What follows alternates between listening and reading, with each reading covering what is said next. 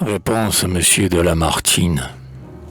Oh, qui m'eût dit jamais, quand de tes chants ravis, recueillant tous les sons de ce luth immortel, de mon cœur qu'enivrait ta sainte poésie, à ton harmonieux et sublime génie, j'avais fait un autel. Quand, au sein de ce monde, où le malheur isole, ton livre, confident de mes chagrins d'hiver, était pour moi l'ami, dont la tendre parole à toutes nos douleurs se mêle et nous console des jours les plus amers. Quand tes hymnes aimés, que notre orgueil répète, à tous les cœurs prêtant de sublimes accords, des superbes palais à mon humble retraite, en écho glorieux descendaient au poète qui m'aurait dit alors qu'un jour ce divin luth et cette voix si chère, de mon culte ignoré daignant bénir l'encens, au milieu de ta haute et brillante carrière, aurait aussi pour moi, pauvre enfant solitaire, de célestes accents.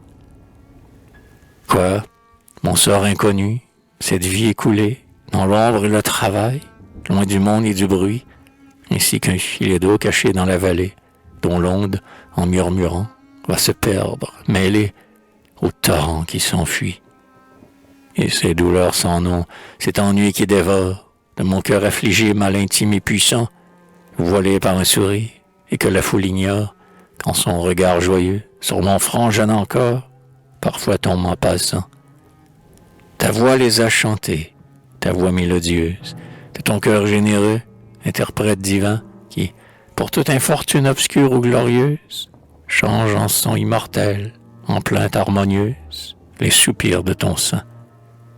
Oui, souvent, il est vrai, dans l'air qui m'environne, passe brillant et beau des rêves enchanteurs. Puis la réalité m'étreint et je frissonne. Et faible, au désespoir, mon âme s'abandonne. Et je verse des pleurs. Cependant, ne crois pas que je reste vaincu. Non, les mots d'ici-bas redoublent ma fierté.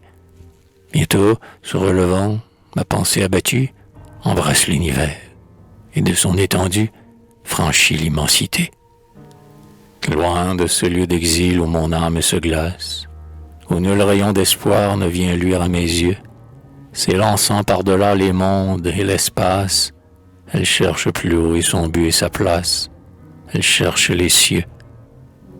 Là, le Fils adoré de la Vierge féconde, le Dieu de vérité, de grâce et de vertu, en qui des cœurs souffrants l'unique espoir se fonde, mettant ses bras divins qui soutiennent le monde, et le pauvre abattu. Venez à moi, dit-il, vous que la terre oublie, dont les pas chancelants tremblent sous vos fardeaux. J'ai pour vous consoler des paroles de vie. Ô vous tous qui pleurez, et dont le cœur n'envie que la paix des tombeaux. Que d'un monde vain l'éclat semble frivole, à l'œil qui, s'enivrant d'éternelle splendeur, sur le front des saints, vu briller l'auréole, et la grâce couler en céleste parole des lèvres du Seigneur.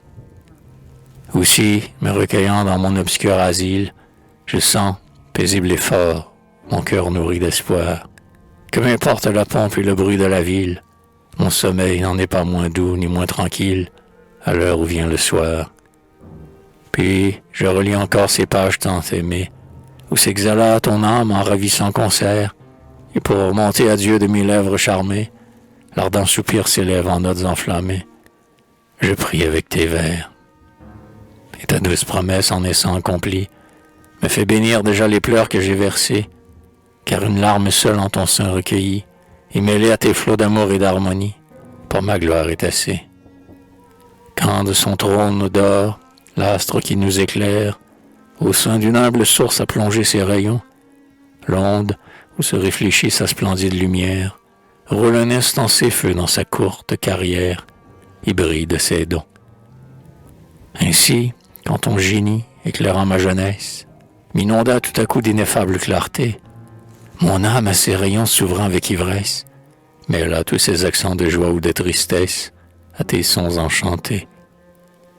Ainsi, comme un écho, ma voix s'est fait entendre, et dans mes faibles chants, s'il est quelque douceur, c'est qu'alors ton souffle harmonieux et tendre, de ce parfum divin que toi seul sais répandre, avait rempli mon cœur.